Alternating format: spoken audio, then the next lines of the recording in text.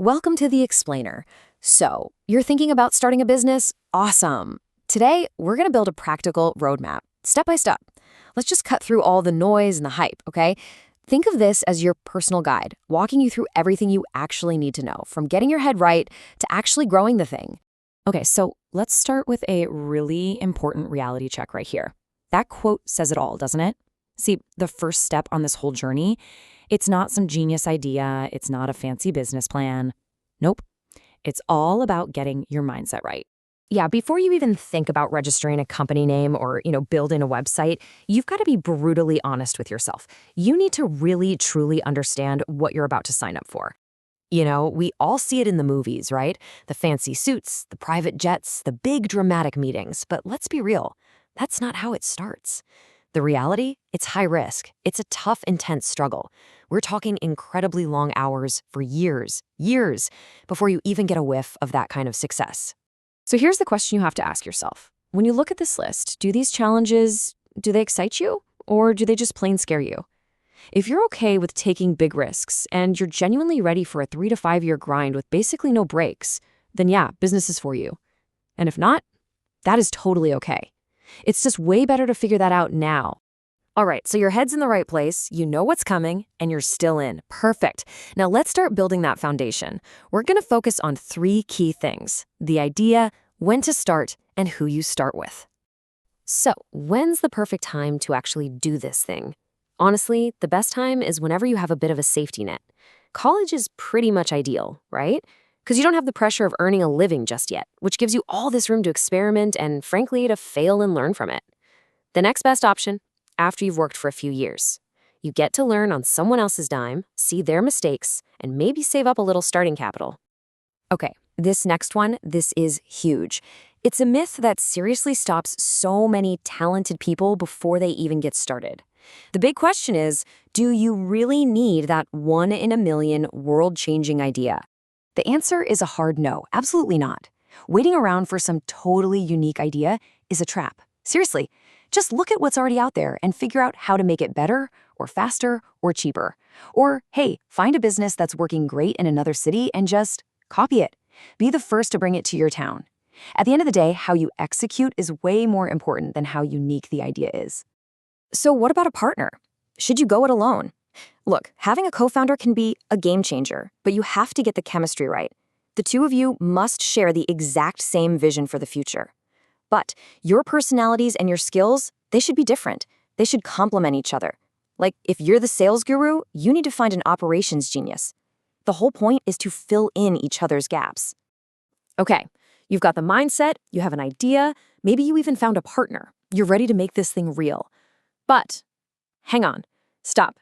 There is a critical step right here that almost everybody gets wrong. And I mean, this one mistake can sink you before you'd even started. So here's what happens. People get all excited and they rush out to register their company, they get business cards printed, they build a slick website, and it's all completely backwards. The correct order is this. First, figure out how you're actually going to sell your product or service. Then you test that plan. Run a tiny pilot project. Go get your first 10 or 15 customers. Prove that people will actually pay you money for this. And only then, once you have that proof, do you bother with all the legal paperwork.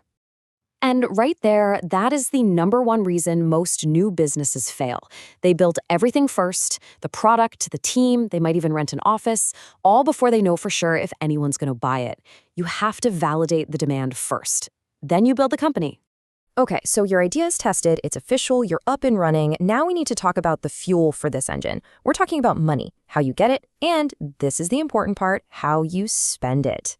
First things first, forget about Shark Tank. Forget about big investors right now. At this stage, your funding journey starts with you.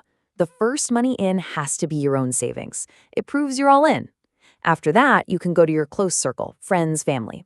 And then, it's worth looking into government schemes that are out there to help small businesses get started.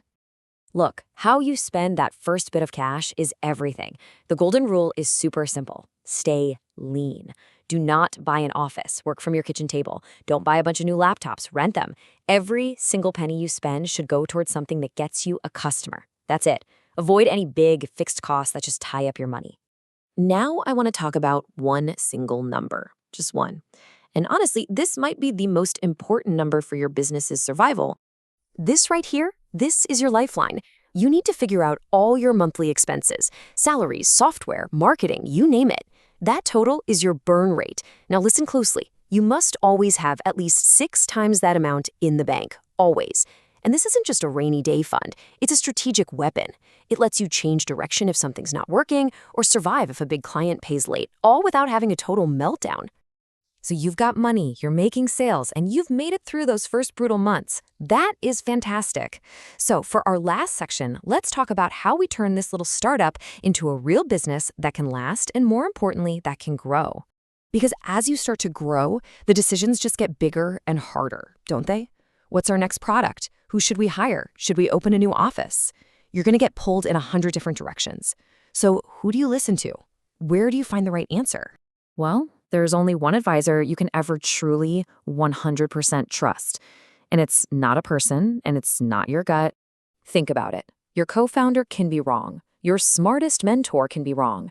Even your own gut instinct can lead you astray. But the data? The data never lies. It doesn't have an opinion or a bad day.